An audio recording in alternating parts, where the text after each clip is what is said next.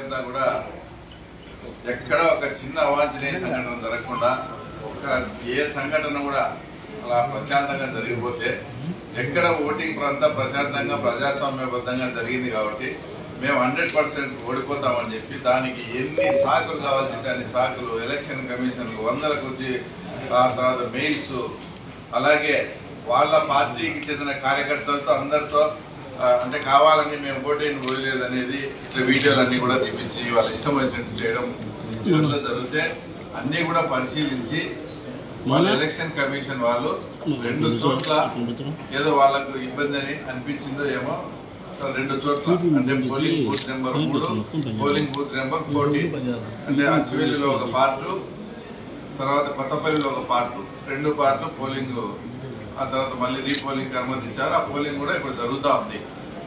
ఇప్పుడు వాళ్ళు అసలు రీపోలింగ్ కావాలని అడిగినదే వైఎస్ఆర్సీపీ పార్టీ. ఇప్పుడు రీపోలింగ్ వచ్చి రీపోలింగ్ చేసేటప్పుడు సడన్ గా అవినాష్ రెడ్డి గారు మేము ఆ తర్వాత ఎలక్షన్ మనం బాయ్కాట్ చేస్తామని చెప్తారు. అసలు రీపోలింగ్ కావాలని అడగడమే ఎవరు చెప్పిరి, రీపోలింగ్ ఇచ్చిన తర్వాత మళ్ళీ బాయ్కాట్ చేయడం ఎవరు చెప్పిరి. వాళ్ళు చెప్పేదంట మొత్తం 15 బూతులు రీపోలింగ్ అయితే చేస్తామని ఆ తర్వాత ఒక కొత్త వాదన చెప్తున్నారు. నిజంగా మీ దాంట్లో న్యాయం ఉండి నిజంగా అవకతవకలు జరిగి ఉండి 15 బూతులు మళ్ళీ రీపోలింగ్ వచ్చినా ఇప్పుడు పెట్టిన 2 బూతులు అయితే మళ్ళీ రీపోలింగ్ రావు కదా. ఈ 2 బూతులు అయితే ఎలక్షన్ ప్రాసెస్ జరగాలి కదా. మీకు నిజంగా ప్రజాస్వామ్యం పట్ల గాని తర్వాత మీ పార్టీ పట్ల గాని విశ్వాసము మీ ప్రజల పట్ల ఏదన్నా ఉంటే ఈ 2 బూతులు అయితే ఎలక్షన్స్ లో పాల్గొనాలి కదా. ఈ 2 బూతుల్లో ఎలక్షన్ నువ్వు ఎందుకు బాయ్కాట్ చేస్తున్నావు?